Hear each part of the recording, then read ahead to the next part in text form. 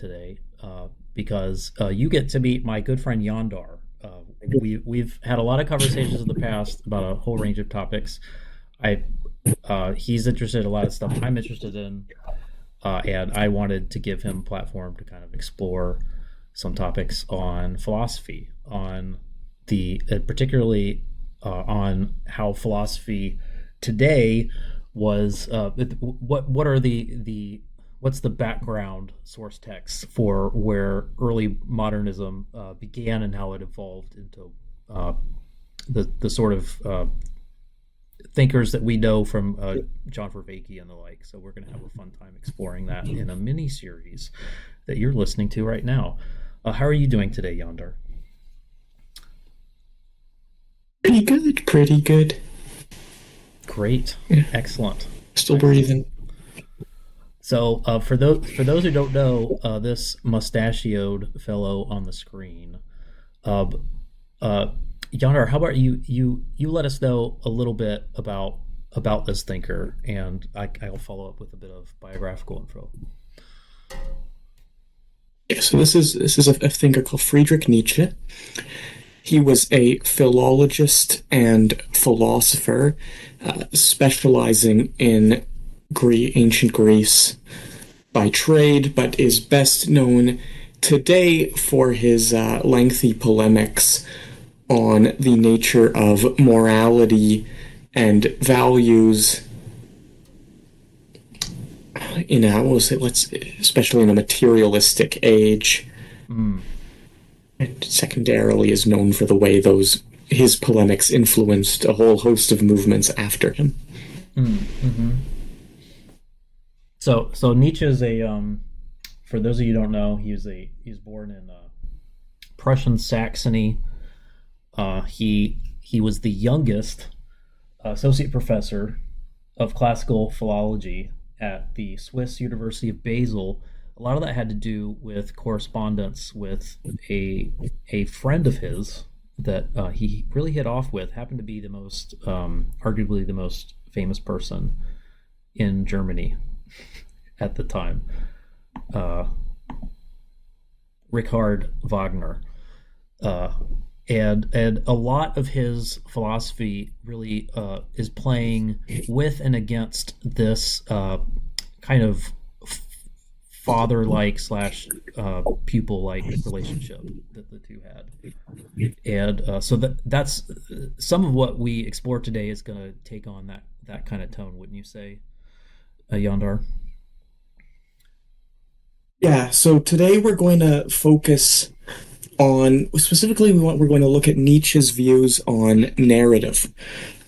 How did he see his philosophy as creating a narrative about the world and in the world?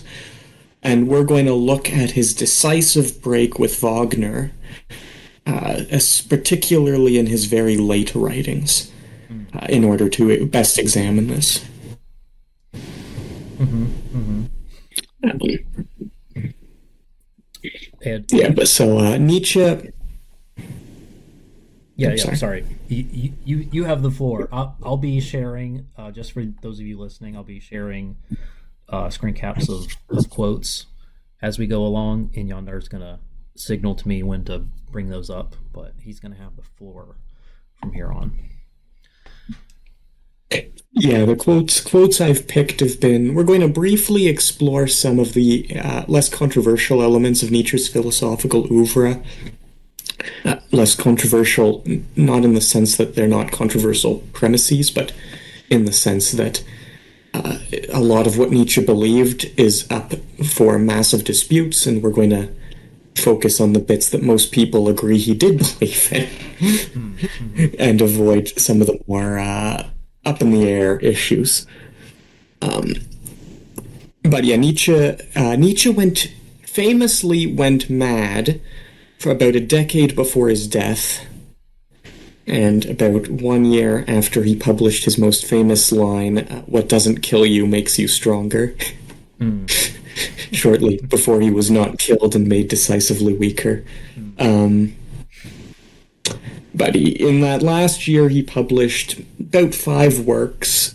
We are going to be briefly examining two of those works, The Antichrist and the Twilight of the Idols, and then we will be touching on his the case again of Wagner.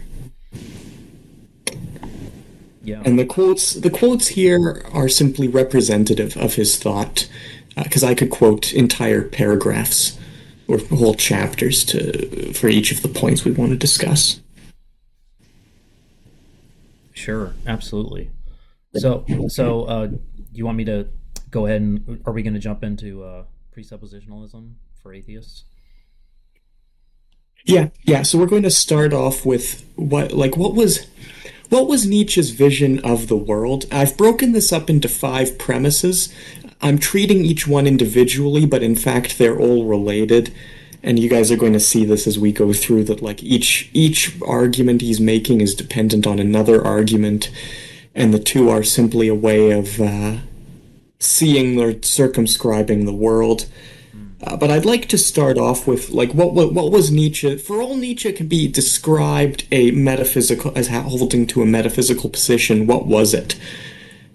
Because I think many people know he was an atheist. That I think is probably one of the most commonly known facts. What's less known is why he was an atheist. Mm. Mm-hmm, mm-hmm. Yeah, and he speaks to this a lot, doesn't he? Suppositionalism. Mm-hmm. Sorry? Oh, apologize. You may have cut out there for a second. Yeah, so and he speaks to that himself, right? With this first pull quote. So Yeah. Yeah, well, yeah, as I said, his response to instances of religious encounters is characteristically to call them as hallucinations, specifically stemming from afflictions of the nerves, which was a very popular view in science at the time. It's no longer considered intellectually respectable to hold this view. It has far, far, far too many problems that we need not to get into. But at the time, it was in fact the norm to dismiss claims about miraculous events, paranormal phenomena, or strange entities, gods, fairies, angels, friendly gnomes in your backyard, as auditory or audiovisual or nervous-induced hallucinations.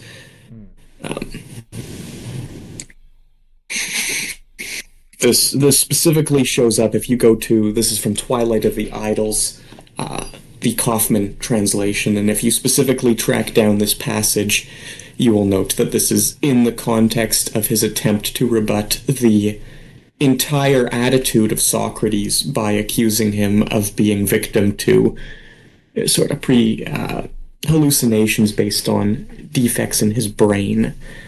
And you see this again arising in the third quote. Why did humanity have to take seriously the brain afflictions? Now, some of these remarks, of course, are going to be pejorative, rather than intended as a serious nerve diagnosis. But throughout, these are two straight chapters, and the arguments here. If we want to keep this brief, but if we went through the full argument and quoted them, you would see that he is in fact constructing a case that Socrates retreated from the atheism, and by atheism here he means hardline materialism and mechanism, as opposed to, say, Buddhism. Assuming, like, I know Buddhism, some think it's not atheistic, I would agree, but accepting it is for the moment. The Buddhistic worldview is not what would be compatible with Nietzsche here, as his The Antichrist makes very clear. yeah, But yeah, he. But yeah, specifically, he's a. Can I ask a small question? So starting out, Nietzsche began as a philologist and builds a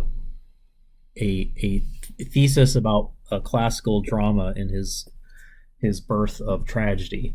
right? Which was met with some skepticism. I think folks today will say that there's some good content in there. There's some gems, right? But at the time, it was mixed at best. He never had a lot of good traction. I don't think his lectures. My understanding is his lectures were never amazingly well attended. And then we've got at the end of the final year of his lucidity, uh, he's taking down the classics. He's taking down the uh, the Greek underpinnings of philosophical thought, right? Like that, I think that's kind of interesting. Someone who started out in a way being a part of a milieu of German thought in the mid 19th century, where basically all European traditions were competing to say who was the better inheritor of Greek thought, and that's my sense of it. At least you can correct me. And then by this period, he's I mean, throughout much of his philosophical career, he's spending time trying and working under Wagner to try and build something that's decidedly German as a philosophical thought, contra Greek thought, right? Just Interestingly enough, actually, Nietzsche isn't rejecting Greek thought here because he thinks that Socrates was not a Greek. oh, great! Well, I'm glad I Let me brought it up so you find. could. Yeah, let me do. Same. Yeah, because as I was saying, so Nietzsche he has this sort of this presupposition that any religious encounters and religious thinking is false, but this leads him to say, well, why does this arise? And his argument here, and we'll get into this again on the next slide, but I'll just find the exact quote that here we go.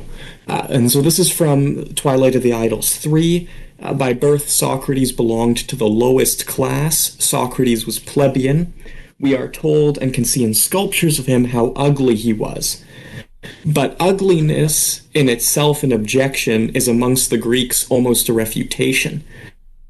Was Socrates a Greek at all? Ugliness is often enough the expression of a development that has been crossed, thwarted in some way, or it appears as declining development.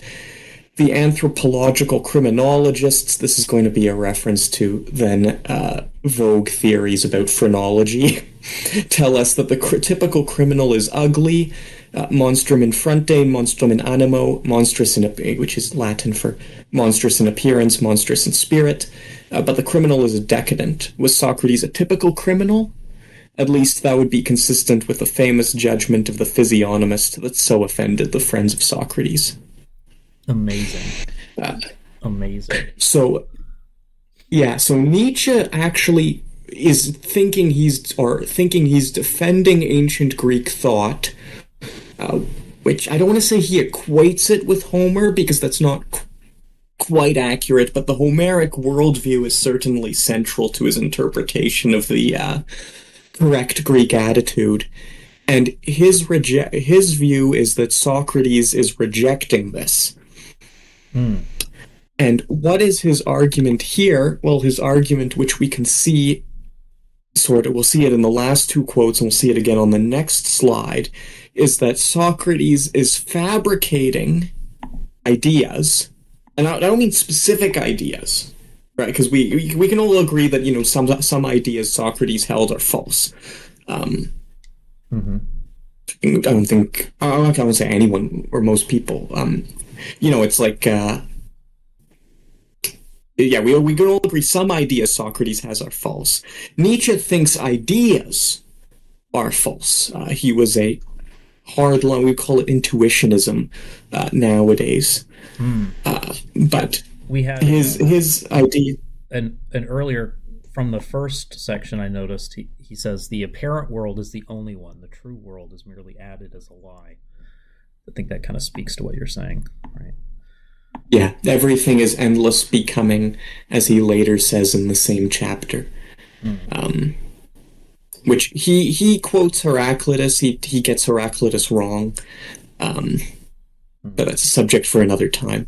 But you can see in the last one, he says it, the last couple quotes here, it is an end with priests and gods if man becomes scientific. Moral science is the thing forbidden in itself. It alone is forbidden. Science is the first sin, the germ of all sin, the original sin. This alone is morality. Thou shalt not know. This is the Antichrist, chapter 48, or passage 48. Nietzsche thinks that, as I say, he accepts by science he means scientific materialism. And this is the really quick historical context here. The idea that there's a conflict between two groups of, or two ways of seeing the world, one of which we call science and the other of which we call religion, emerges in the 19th century. Nietzsche, he doesn't cite the major or the most famous exemplars of this particular narrative, but you can clearly see the identical narrative present in his view. And this is a major part of 19th century discourse where some people took one way and others took another. But yeah, consequently, he concludes that to talk about other worlds, the world of ideas, is nonsensical, and he blames an instinct of slander, detraction, and suspicion against life, life being the material world. And this is a good point to move into the next slide, which I think best shows his objection to, say, ideas itself. Yeah, okay. Yeah, moving on to anti-ideas. Yeah, anti-ideas. And maybe this isn't the best way to describe it. It's like anti-conceptualism. Nietzsche, he thinks this world is the apparent world or phenomenal world is the only world that exists, and rejects a noumenal world. To steelman him, he is relying on a very specific vision of how higher realities might function that is unique to German thought of that century. It certainly has precedence elsewhere, but the reader here who's more familiar with Plato than with Nietzsche is going to be a little confused looking at these passages, and the answer is he's reading Plato through the likes of Kant.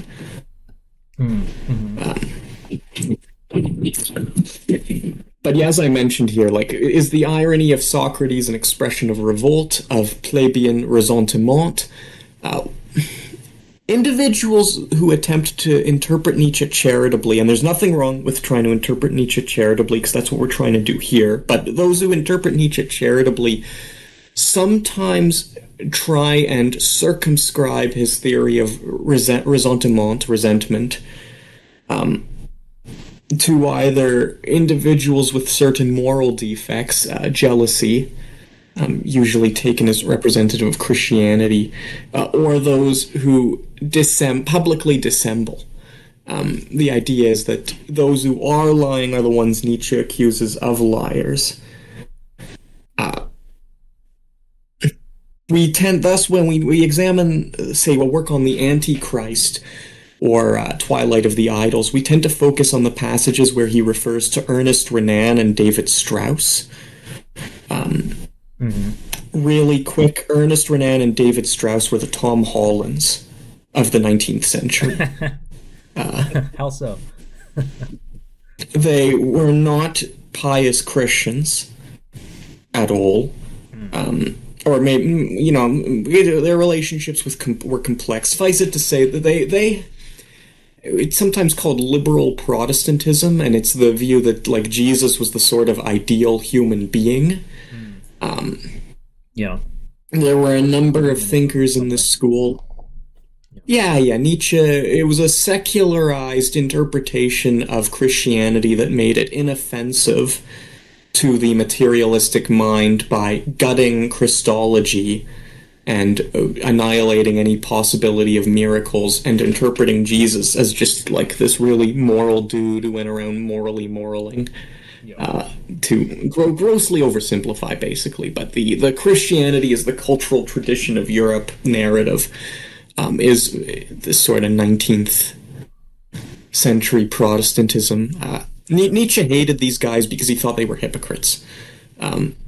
And people tend to focus on that because, yeah, like Nietzsche was right. They were not to cast any aspersions on Tom Holland, to be clear, but they were defending in print a worldview that they thought was false because they thought it made people nicer, and Nietzsche thought that was dishonest. And in a strict sense, he's absolutely correct. Yeah. But it would be a mistake to think that that's the extent of Nietzsche's argument, because Nietzsche also makes the exact same argument about the College of Tübingen, best also known in English as German idealism. Hegel, Schelling, a couple other guys whose names suddenly flew out of my head because I'm on the spot all of a sudden. Holderlin. Yeah, yeah. This and they were exceptionally pious Christians. Very, very pious. There's a whole half-hour video on my own personal YouTube channel reviewing a book on Hegel's interest in miracle working. Which we will link in the comments section. Yeah, yeah. I don't want to go too off track here, but suffice it to say that the College of Tübingen said they were Christians, and we might think they were, say, terrible Christians for one reason or another, but that they were sincere Christians is not under doubt, at least as far as most normal exegetes would be concerned.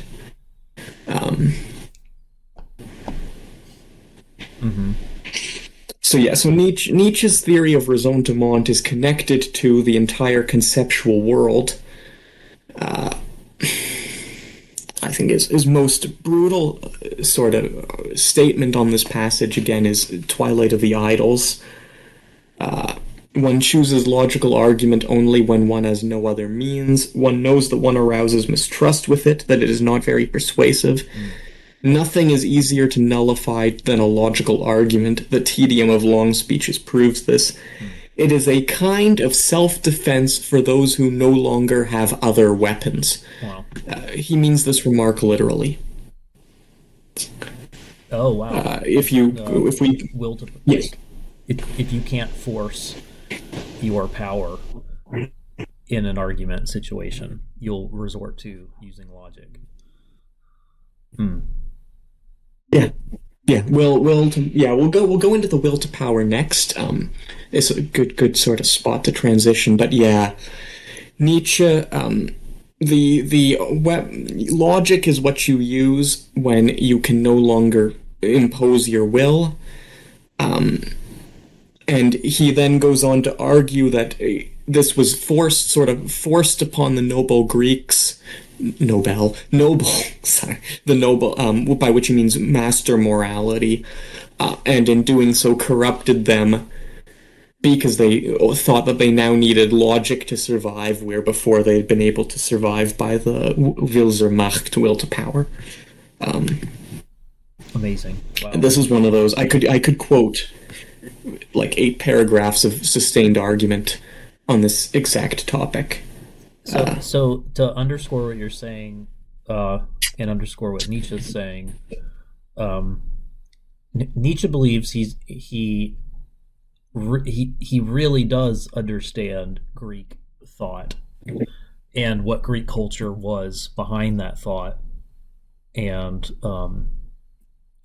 he's presenting it in a revolutionary way that very explicitly takes down a lot of presuppositions that the post-Kantian world was assuming, right?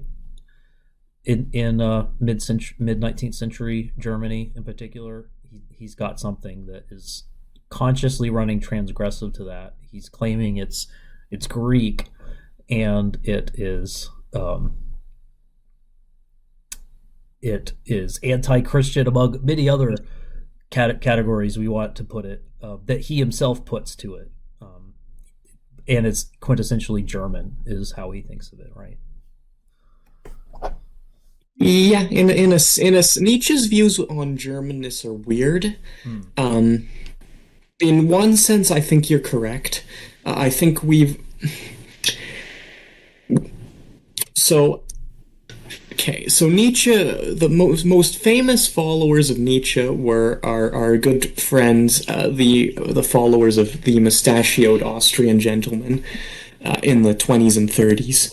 Hmm. They thought they were Orthodox Nietzscheans based on the Nietzschean corpus they had. They lionized him. In After they were defeated, it became necessary. They lionized him amongst many other individuals and movements, evolutionary biology, the Homeric warrior cults, Islam. I know that. Hmm. Oh yeah, certain types of psychology. After the war, it became necessary for scholars to like during the denazification process, entire movements and ideas were simply squooshed by the Allies because of their association with Austrian mustache man. Yeah. And so it became necessary at emotional level for academics to reinterpret certain arguments that had been crucial to the Nazis. Thus, we have Karl Karenyi reevaluating all of Greek religion as inherently anti-masculine because it affirmed that all men are half-wits who should only be submissive to females. Young and Henri Corbin, an ironologist, also got into it. For a brief period of, and by brief I mean a solid 30 years or so, it was considered taboo to associate the wild hunt with a warrior cult, Oh. because the famous proponent of that was a member of the. Yeah, and so you can see in some places we've moved away from that. These types of analyses, like nowadays, even Carlo Ginzburg, for instance, who's a very not a practicing Jew, but is Jewish and adheres to Gramscian Marxism, notes that nobody would seriously argue against the wild hunt as a war. It was a type of warrior activity hypothesis. Yeah. Even if obviously he thinks that Otto Hoffler, the Nazi who founded that particular idea, was mistaken about the Nietzschean elements in the religious practice, but that's because that was just Hoffler putting Nietzsche into the Norse myths. Sure. Yeah. Yeah. So. Similarly, nobody would ever cite Karl Karenyi seriously nowadays. Hmm. So So this is the yeah. Well, just to underscore this, so it sounds like there was a pendulum swift shift after World War II for a good generation, maybe two, and the discussion about Nietzsche and his ideas are much more moderated.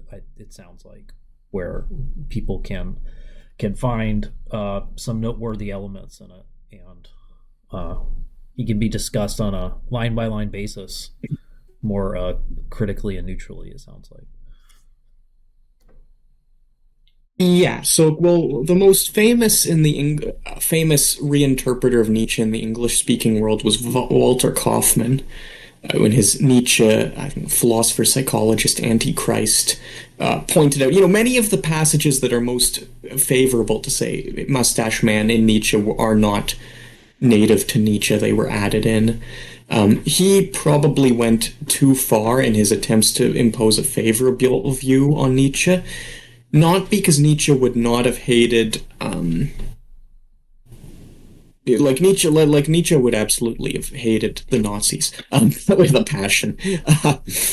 He was not a fan of Prussian nationalism, the school that came to be most predominant in Nazi thought, Yeah. and his views on race aren't quite as liberal as some people seem to think, but they are not quite in the yeehaw eugenics camp. Yeah. But he does routinely talk about the need to cleanse the impure. In editions that have not been messed with by his sister. Hmm. And he does talk about the need for a slave class. Um, Hmm. for this reason, I think it attempts to make Nietzsche like somehow compatible with our liberal minds. It's a form of charity where we make people look stronger, quote unquote, by making them more appealing to us. Yeah. Nietzsche would not have liked this. He would not have liked this. He was very explicit in his belief in a slave class. Um, It sounds like a good. Is this a good segue to will to power section? yeah, this is an excellent segue to will to power. Mm-hmm. But yeah, Mm. so I don't really want to say like I about Germanus. It's hard. I think he was more of a Germanist than some people might think. I don't think he was quite as much of a Germanist as his real critics might think. And he, my understanding is he lamented Wagner's growing. I mean, this touches on several topics, but Wagner's late in life uh, growing in embrace of his fans' sense of nationalism for his work and Lutheranism, which went hand in hand at the time, right? And that sparked a lot. That becomes the substance of a lot of their rift. Is my understanding is that Wagner's nationalism felt like a betrayal to Nietzsche of Wagner's that revolutionary vision that he had earlier in life, signaling to Yeah. the So Lutherans and to the nationalists was something that was a betrayal in Nietzsche's mind. Would that be fair to say? yes, and part of Nietzsche has a number of arguments against nationalism, including like all sorts of discussions about the nation and loyalty to it. But at core, Nietzsche's critical objection is that he was a hardline individualist. Um, Mm-hmm. he was a hardline individualist. I mean, he has other major objections. He did not appreciate Wagner's hatred of the French, or Italians, or Jews. Um, Yeah.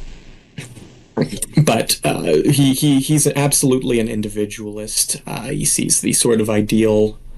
His views on politics are complex, but we can like suffice it to say that nationalism, as we'll discuss his views on Wagner last. The thrust of his argument is that Wagner is inauthentic. Um, he's destroying truth in art. Nietzsche is often associated with the postmodernists for good reason when you look at his hatred of concepts, but Nietzsche was absolutely convinced of truth and honesty. They were very important virtues to him. But yeah, as I said, so in the earlier slides we sort of discussed, Nietzsche's an atheist. He rejects a conceptual schema or way of describing reality.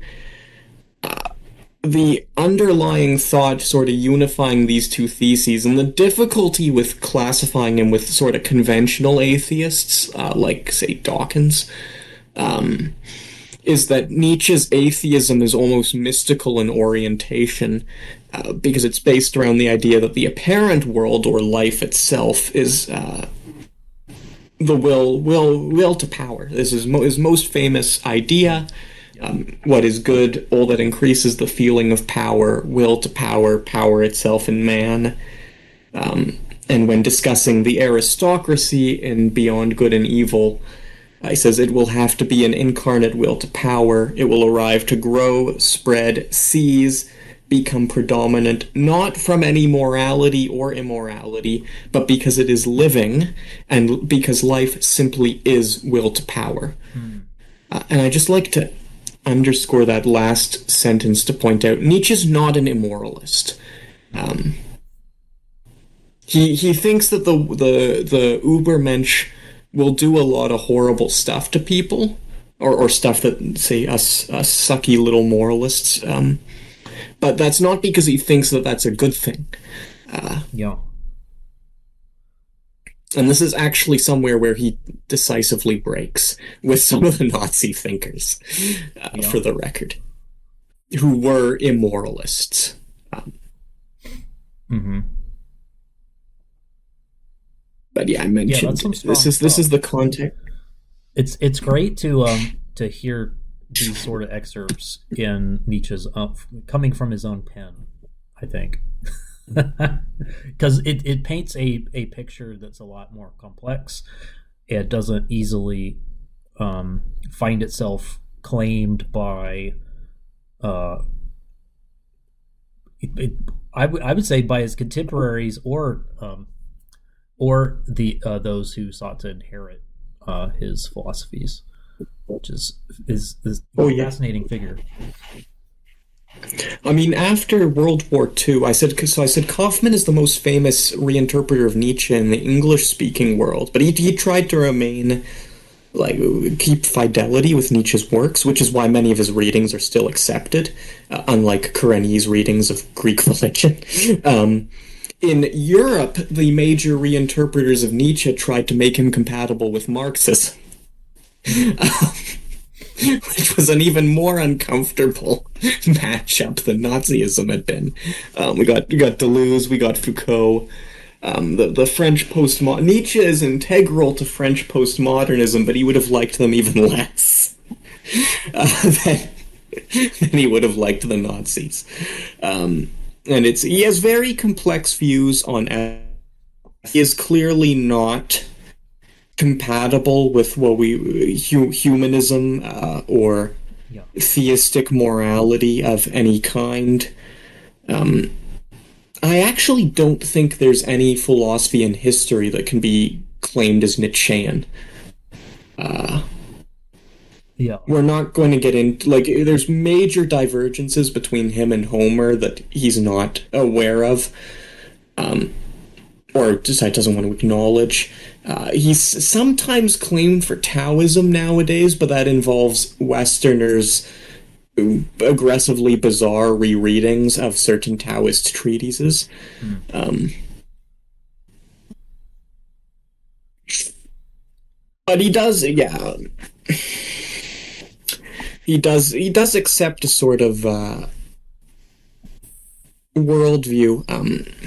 This last quote is a little complex because Nietzsche he has a weird view of master morality. It's not quite the unadulterated love some people think it is. So this last paragraph, it touches on like it's related to his beliefs, but it's maybe not an accurate summary in terms of a morality of the ruling group is most alien and embarrassing to the present taste, and the severity of its principle that one has duties only to one's peers, that against beings of a lower rank, against everything alien. So he's including slaves and foreigners here. If you look at the rest of the context, one may behave as one pleases, or as the heart desires, and in any case beyond good and evil. Here, pity and like feelings may find their place. This is sort of his intuitionist views, Yeah. and so last clause is important.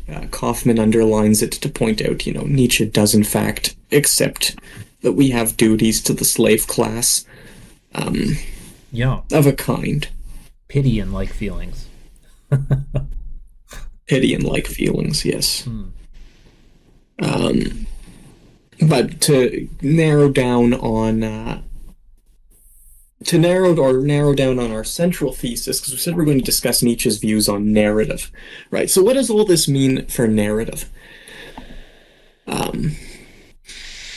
So on one end, we're dealing with someone who's a hardline materialist. I've been glossing over in what sense, because there's an active and bitter dispute as to whether Nietzsche intended his idea of fate and the eternal return to be understood cosmologically, or as some sort of literary metaphor, or just a thought experiment type deal. If the former, Nietzsche may have been closer to sort of some types of Hindu mysticism in a very loose sense than atheists would tolerate. Interesting. This is yeah. His views is he is an atheist. He's a materialist, but in what sense is going to be really weird, Yeah. and controversial. And I don't want to get too much into it, but we have a figure he's rejected a conceptual world and embraced a phenomenal world centered around the will to power. And obviously he's not writing to the slave class, who he equates as with his bitter foes, basically. Socrates, Jesus, Jews. Yeah.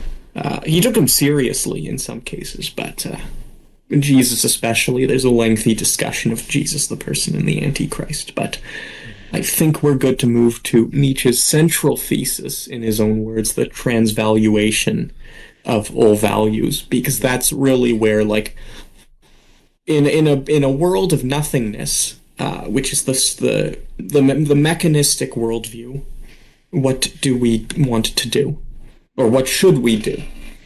For all Nietzsche gives us shoulds. And so I'm going to read both of these quotes here, and then we're going to dive into, like, what do they mean? The noble type of man experiences itself as determining values. It does not need approval. It judges what is harmful to me is harmful in itself. It knows itself to be that which first accords honor to things. It is value creating. I should have under or italicized that part. Everything it knows is part of itself. It honors. Such a morality is self-glorification. And then we have judgments. Judgments of value about life, for it or against it, can in the end never be true. They have value only as symptoms. They are worthy of consideration only as symptoms. In themselves, such judgments are meaningless. So Nietzsche, as he said, his transvaluation of all values, the going beyond good and evil, does not, as I said, it does not mean that Nietzsche is an immoralist. He is a type of amoralist with complex moral thoughts. But his noble man, this is the figure he brings up again and again and again, including, if we open the Antichrist as his ideal, he opens his discussion of the Antichrist with a 3-page tirade comparing the Christian figure who, like, lies around and let people step all over him with the noble Aryan figure, basically. Not in a racial sense, to be clear, but the noble Aryan figure who sees himself as value creating. In other words, the one individual is attempting to sublimate reality under their values. The other is forcing his values upon reality.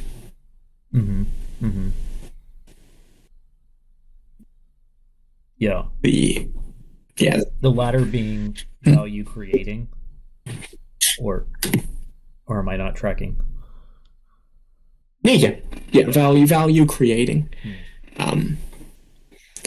Going to be the famous quote of Sartre: "Existence precedes essence," is this sort of Nietzschean ethic at work. We encounter a barren reality, one in which any conceptual truth is a distraction, and we navigate this reality. Just to put it in as I said, the simplest terms with which to understand Nietzsche, because there are really ongoing disputes here that I don't want to gloss over about higher senses. But the simplest way is, because this reality is centered around life, which again is the will to power, the noble man, the man who loves life, which is Nietzsche's. Like, this is an extensive argument he makes time and time again in his very last works. But the noble man, or the ideal type aristocratic man, is a value creator who's, will growing. He's imposing his will upon reality as a sort of expansionistic figure.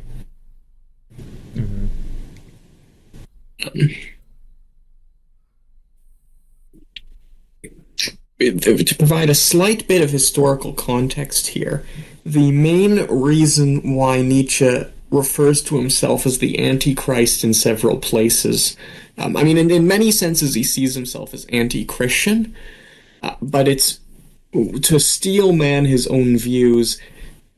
The description of the sort of ideal man as an endless expansionist or colonizer, like conqueror of reality, endless grower, is the view of reality that Schelling, who remember was one of the figures of the College of Tübingen, describes as spiritual evil. Schelling was a monistic dualist who thought that evil had a sort of dependent spiritual reality. That's maybe not the best way to phrase it. Evil exists, and its manifestation is when man, who's supposed to stand in the center of existence, instead makes himself existence in a sort of war of himself against all. This is the Schellingian vision of evil. Yeah, yeah. And we have many modern and 20th century folks saying much the same.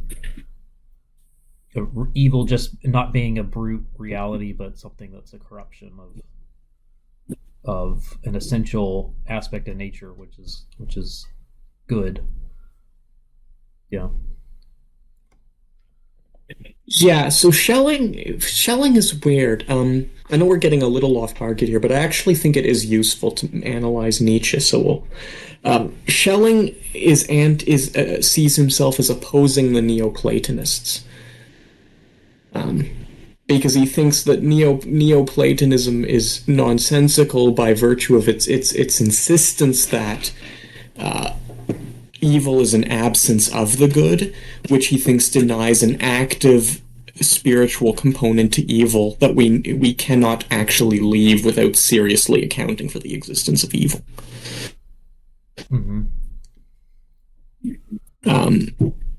Schelling, he argues at this at length in his On Human Freedom, lovely little essay. I recommend it to anyone. And Nietzsche, who's sort of working in this German philosophical tradition, and is intentionally responding to the Christianity of Kant, Hegel, Schelling, Renan, and Strauss, is basically sort of trying to. Well, some of the reasons why he poses as more evil than he actually was, especially in real life, or is because his transvaluation of all values is amoral, but it includes conventional evil within its folds, as understood by his contemporaries.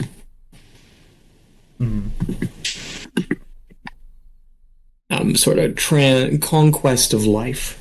No, not okay. Life itself is conquest. I don't think I quoted it, but I did not quote it. Hold up. Yeah, I don't. Life itself is essentially appropriation, injury, overpowering of what is alien and what is weaker, suppression, hardness, imposition of one's own forms, incorporations, and at least at its mildest, exploitation. And this was the line. That was the opening line to the life simply is will to power. Amazing.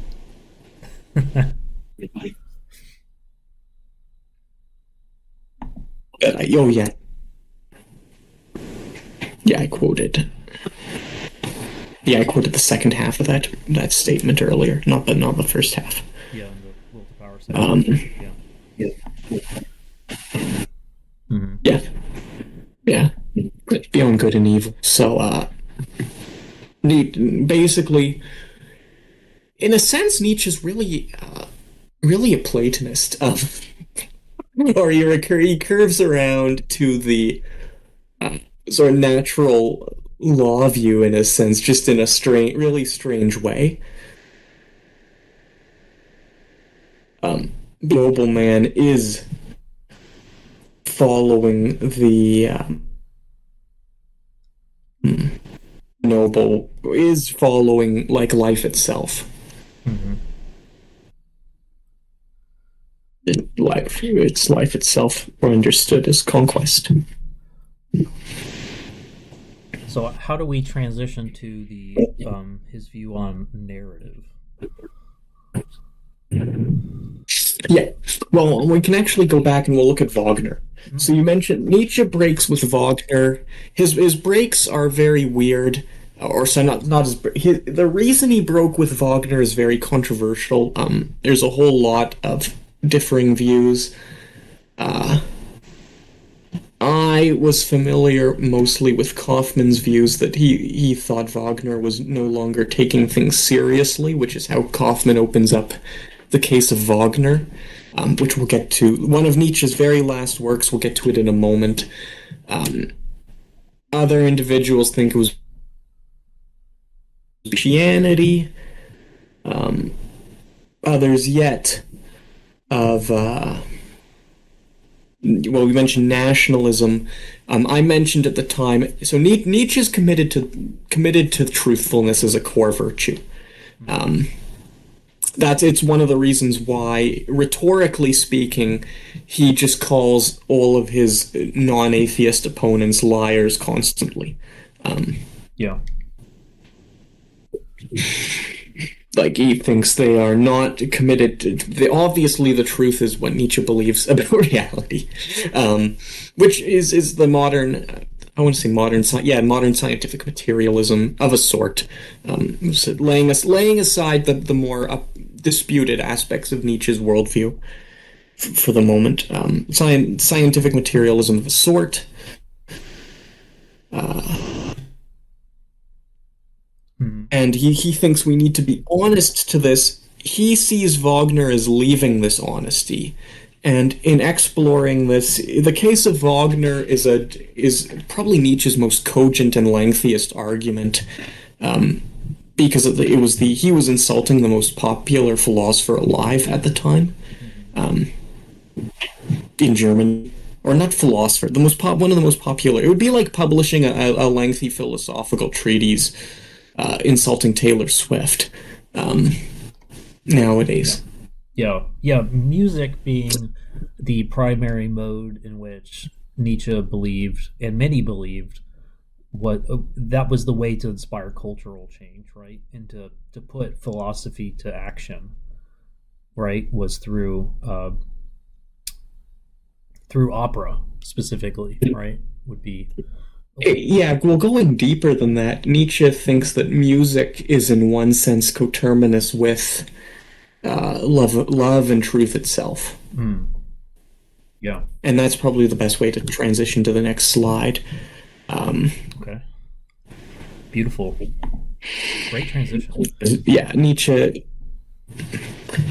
opens up his discussion of Wagner with he opens up his discussion of Wagner with a multi-page discussion about how much he absolutely adores Bizet.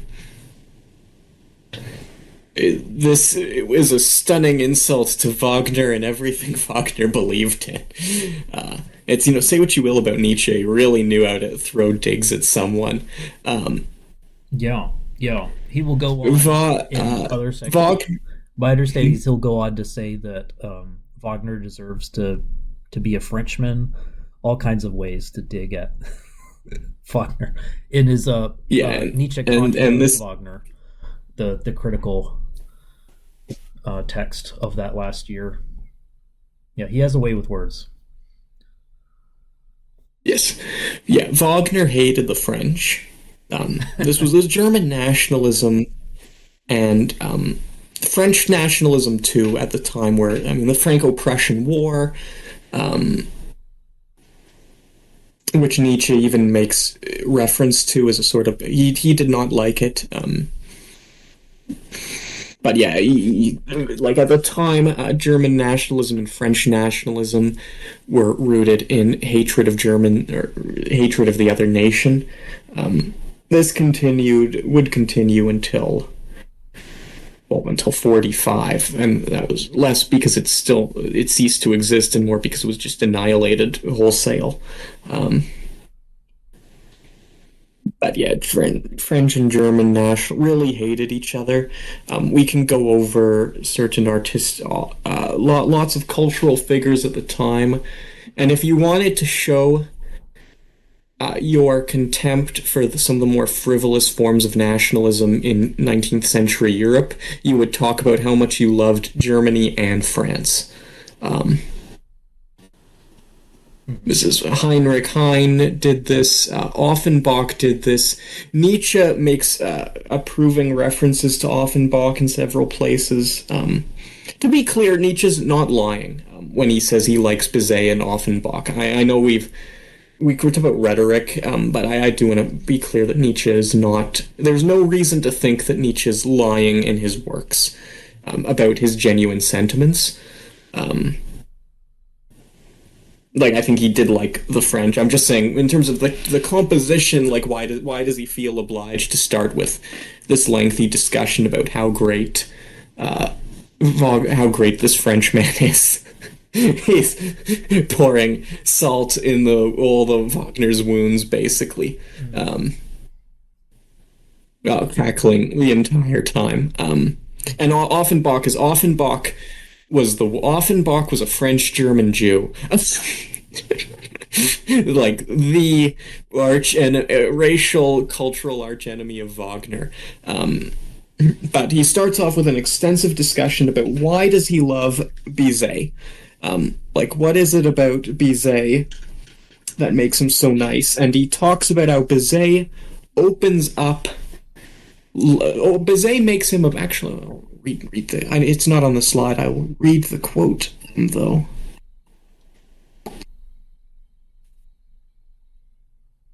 Bizet's music treats the listener as intelligent, as if he himself were a musician.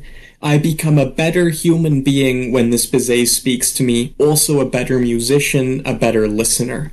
Mm.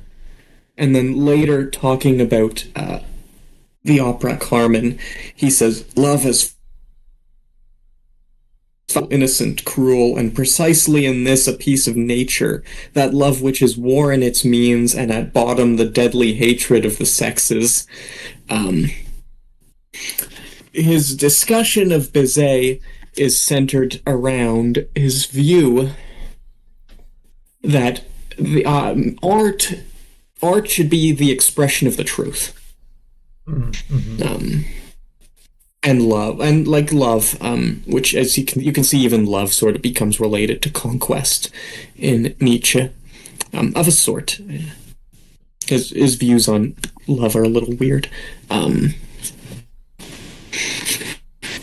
But yeah, and then he contrasts this with Wagner, right? Why did he hate Wagner? That's because Wagner was not producing art. I won't say art for arts. He was not producing truthful art or beautiful art or tasteful art.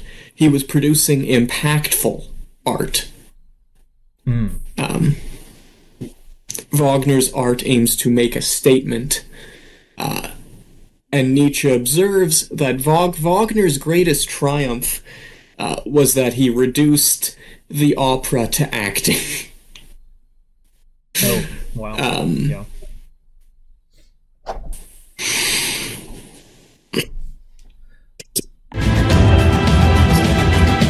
Note here, one little break between you and me, Ondar. We will have to record the remainder of this later tonight if you have time, or another time. Yeah, I have time. Okay, you have time tonight? Yes. Oh, good. Okay, all right. Because I want to give you as much room as you need to hit this narrative point, and for us. Yes. Are you still recording? Or? I'm stopping. Okay, yeah, sounds good. We're recording. Yeah, he illustrates this best in his Nietzsche contra Wagner, Wagner is a Danger, Part 1, where he notes that for Wagner is committed to expressiveness at all costs, and music a servant, a slave to attitudes. So we can see that Nietzsche's objection to Wagner and is rooted in two aspects of his narrative worldview. One, his commitment to honesty or truthfulness, and two, his notion that this truthfulness, which he, as I said, connects to music, should not be done as a servant to some cause or other. Everything is political is not a Nietzschean statement. Wow. Yeah. That's profound. So that would be yet another misunderstanding of Nietzsche by our contemporaries, I suppose. Well, it's a use of Nietzsche by our contemporaries that he would have abhorred. Gotcha. I don't want to say it's a miscase. Sometimes it is. This stuff will be a misunderstanding if they think it's in Nietzsche.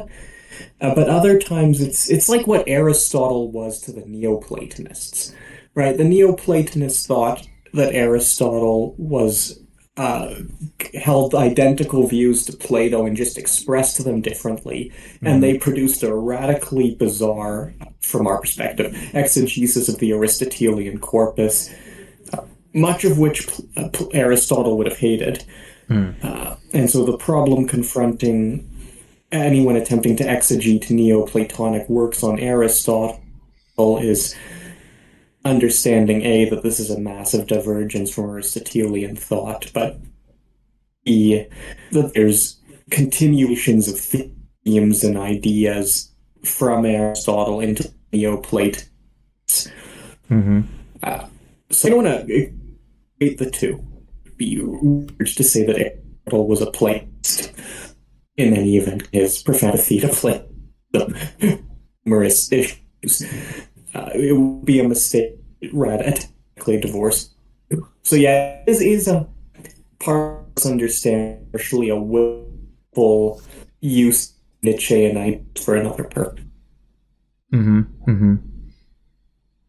I guess on the subject of Plato, and to sort of wrap up Nietzsche's notions on, say, narrative, and specifically, again, we are looking at a literal narrative here, because we're looking at art, right, which includes, we're talking about operas. So these are, in fact, narratives, and his view on life as a narrative is connected to his views on, say, music as a narrative. But to wrap this up, in the first postscript to the case of Wagner,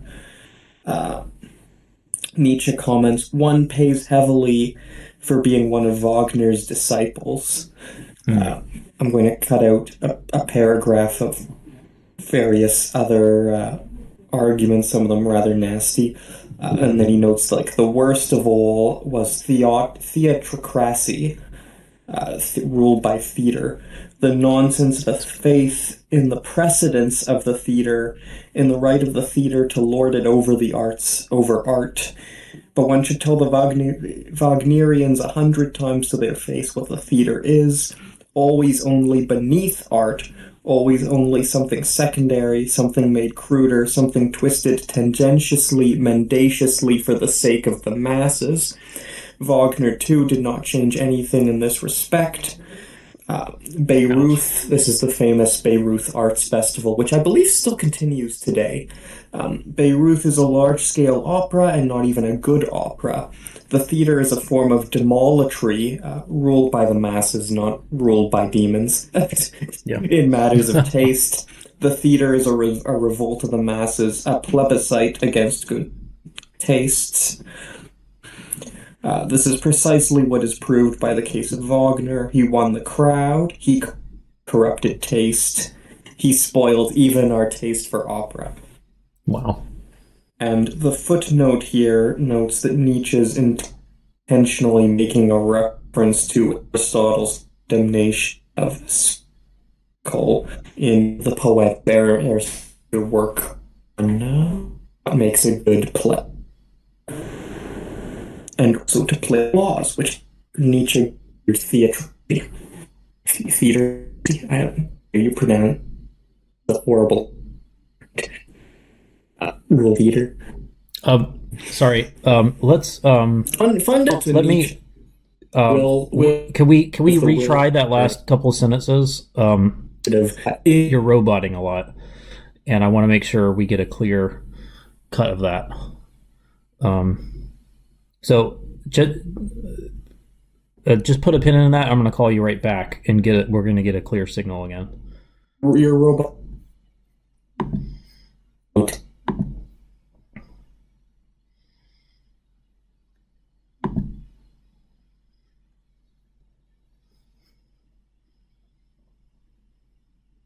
Okay, can you hear me There we now? go. Yeah, yeah. I just wanted to reconnect and see. Hopefully, we can get a better signal. There we go. So the last couple sentences I missed. It was after the uh, the music festival. Everything after that, it kind of roboted. Okay, so I said Beirut. I said Mhm. Beirut, and then I said this is a music festival. It still goes on today, and then I cut basically. Uh, we were getting. I was getting probably 90% of that, but I think you'd be happier if you read the quote again about from like what was it, demology, demolatry onward. Yes, yeah. Um, rule. These are not fun words. Worship of the masses, actually, as opposed to demonolatry, just worship There of we go. Satan. Um, but yeah, not. Yeah, let me know when you're ready. But these Yep. are not. Nietzsche is not using nice words. Yep. I left it recording, Theatricals. so we'll just capture it and I'll clip it in. Oh, okay. Um, Beirut, that's a music festival. I believe it's still going on today. I could be wrong there. Is a large scale opera and not even good opera. The theater is a form of demolatry, worship of the masses, not worship of demons. Hmm. In matters of taste, the theater is a revolt of the masses, a plebiscite against good taste. This is precisely what is proved by the case of Wagner. He won the crowd, he corrupted taste, he spoiled even our taste for opera. Wow. And Kaufman's footnote here, which I think is worth quoting, is that Nietzsche is consciously drawing both on Aristotle's condemnation of spectacle in the Poetics, Aristotle's major work on what makes a good theater production or poem. The two are very similar in ancient Greece, and also on Plato's Laws, which is where Nietzsche gets the abhorrent word theatrocracy from. Hmm. So we can see that Nietzsche's he's articulating a consistent vision, which in a way is almost prior to everything we've discussed so far, where it's the pursuit of truth that like is the narrative, right? It's the music production, Hmm. um, and not just like not truth in the mundane. I'm going to say things I believe are true sense, but in the sense of living for a higher or more beautiful life. Hmm. And Nietzsche connects this within his vision of a sort of will to power via his faith in mechanistic. What I'm again portmanteauing as mechanistic science. As I said, there's problems with this view of Nietzsche, but that being said, that's how most of his modern readers are going to read him.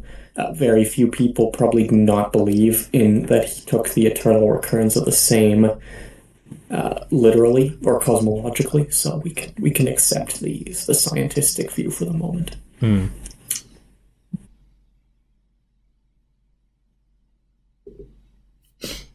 Yeah. If we do, we want to. I guess, do you have any questions or remarks, or do we want to wrap up by talking about like what are the best parts of this whole vision of narrative?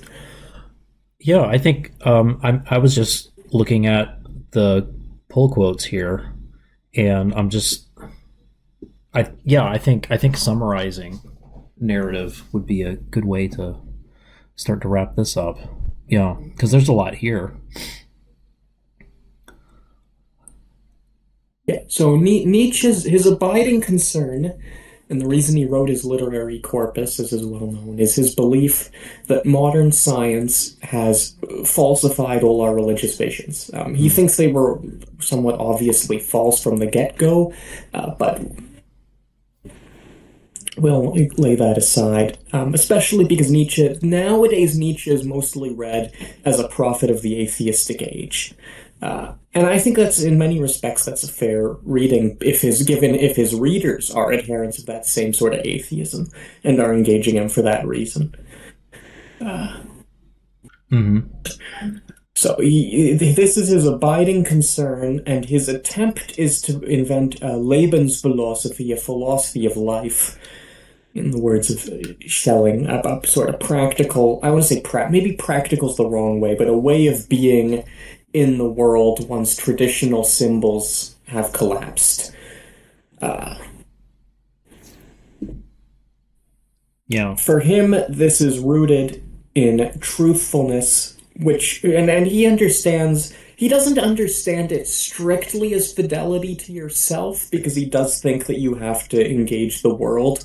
But sincerity or self-consistency is central, especially when we look at the corollary, which is his notion that we grow through value creation, right? Through impinging ourselves upon the external world of becoming.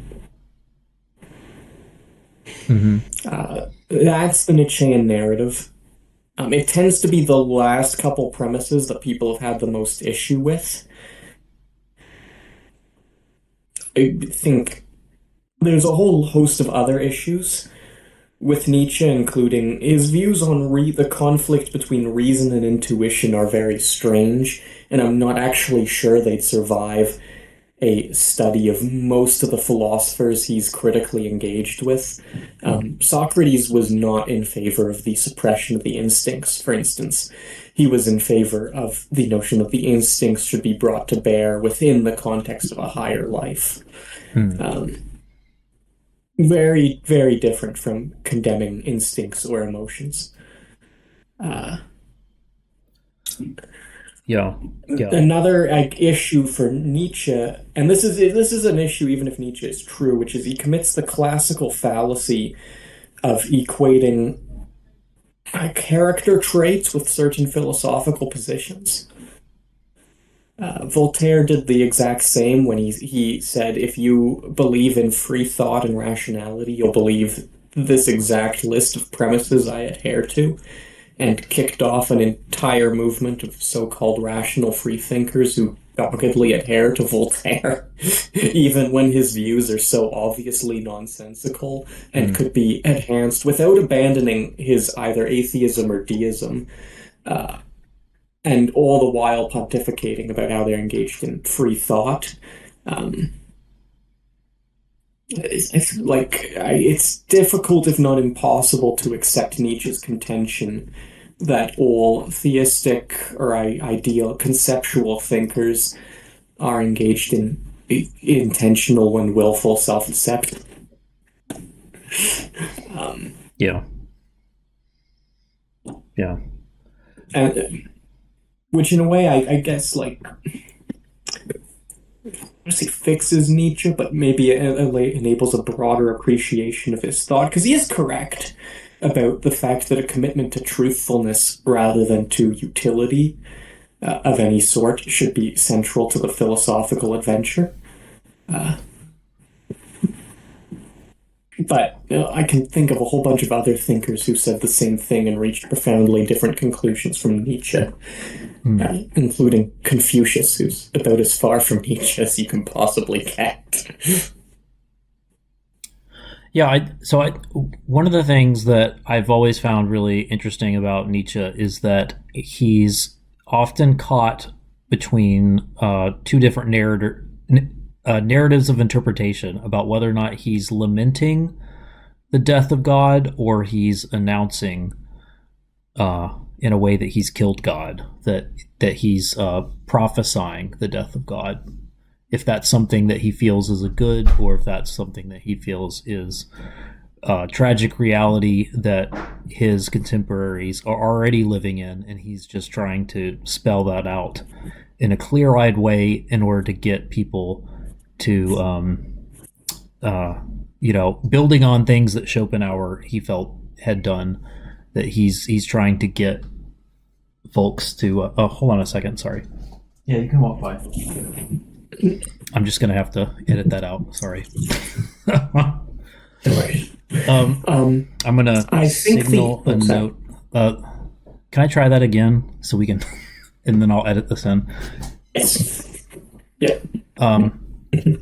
Yeah. So one of the things I've always found interesting about Nietzsche is that he's caught between two different schools of thought today that both want to claim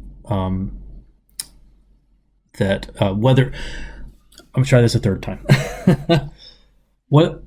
So one of the things that I find really interesting about Nietzsche is that he's pulled between these two different narrative interpretations about what he's doing. Either he's lamenting the death of God in a way, he's sounding the funeral dirge, and then he's ushering people into facing reality in light of that, with some new presuppositional foundations, some atheistic presuppositions, or he's prophesying the death of God. He's announcing it. He's announcing that he's killing God on behalf of the liars and the degenerate masses of his contemporaries, the demolatrists. Is that what it was? And I think that's it's. I just find that interesting because depending on where you read, my sense of Nietzsche is that depending on at what point in his life you're reading him from, you can come to different conclusions about that. But what one thing that does seem to shine through from what you've been explaining here is that regardless of his views on God, he certainly was an atheist. He certainly didn't respect people who weren't atheists, and if they were Christians, it was even worse. I think if they were Jews too, that was particularly bad. Right? I didn't engage with Nietzsche's thinking on Jews. Okay. Because in many respects it's insanely offensive. Yeah. In a way that it is to Christians too. But by the same token, his views on Jews are so complex that it's almost impossible to pigeonhole them. We could do a whole separate lecture just on his views on Jews. Yeah. Well, I guess that kind of speaks to the point. There's people can reduce him to a single atheistic position and still miss some other dimensions of his thought process, which I think is interesting. Because he was kind of standing as if there's anything we could say about him, it's that he was clear-eyed enough to realize he was standing in a transition point, a pivotal transition point in European history, and he was trying to process that and give the people a means of understanding that, I suppose, and giving them a positivist way forward. Would you say, in the direction that he felt was inevitably going? He was going to give it its best shot at success. Is that fair to say? That would be a very common reading of Nietzsche. I think it's fair. I'm not quite sure I agree with it, but I will admit that some of my views on Nietzsche are decidedly in the majority. I've glossed over a lot of them in favor of presenting a more typical, less controversial. I do think he was prophesying the death of God in a positive and not simply lamenting sense. Yeah.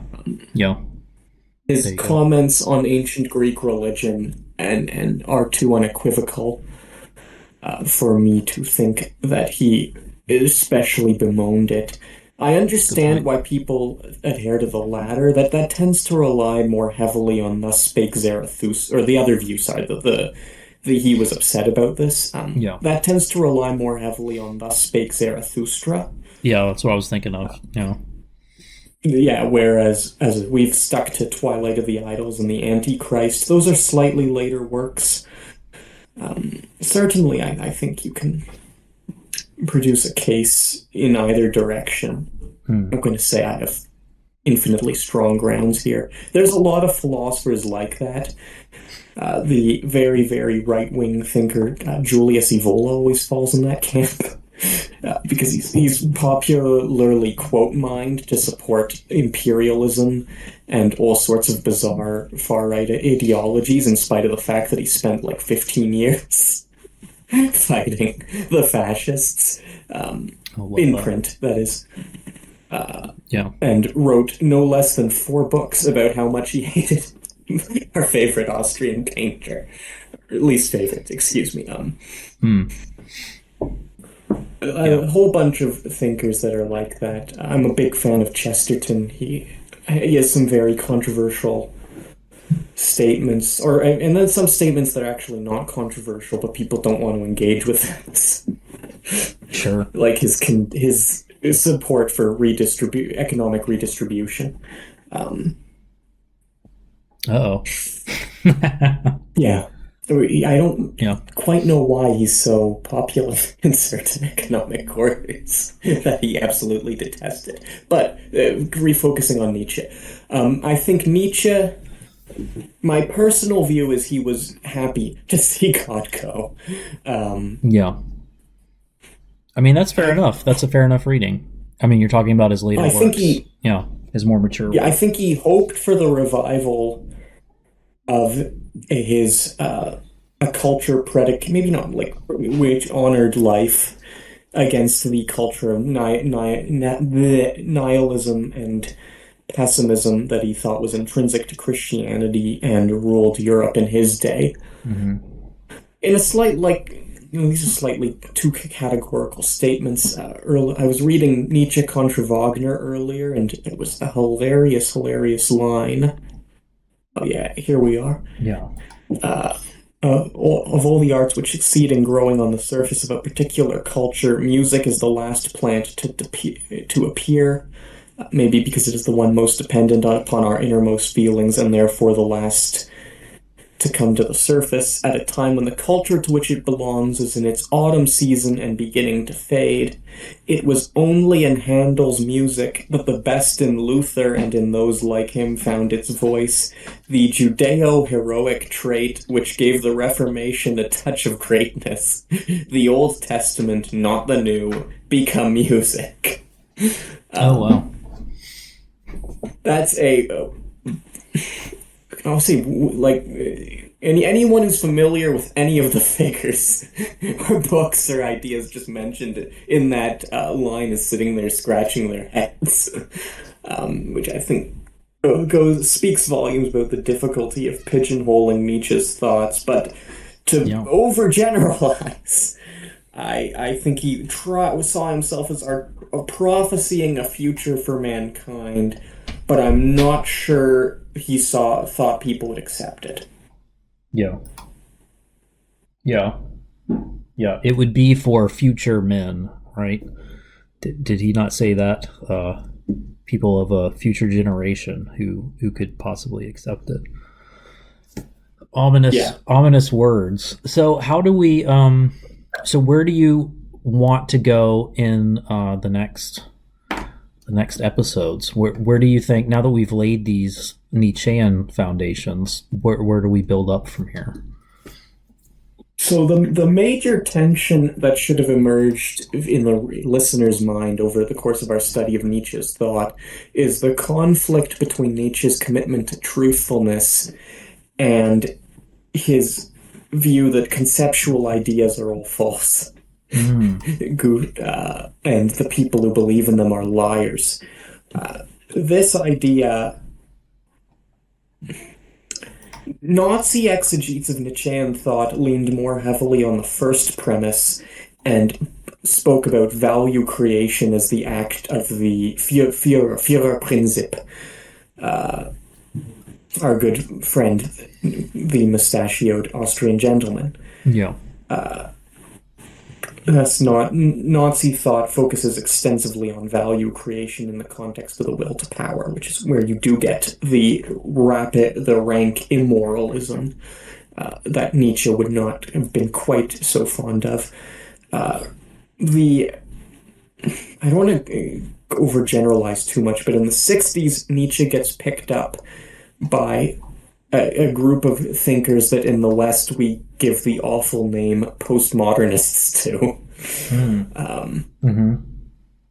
And they take Nietzsche's perspectives on narrative in very different ways because they focus more heavily on his views that ideas are intrinsically false. Yeah.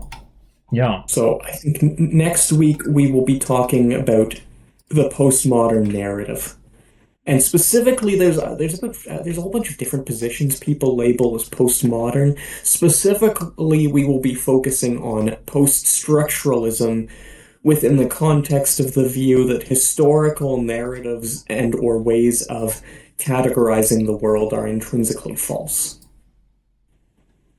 And what this means for the stories we tell ourselves. Yeah. Just to underscore that, it's fascinating that at this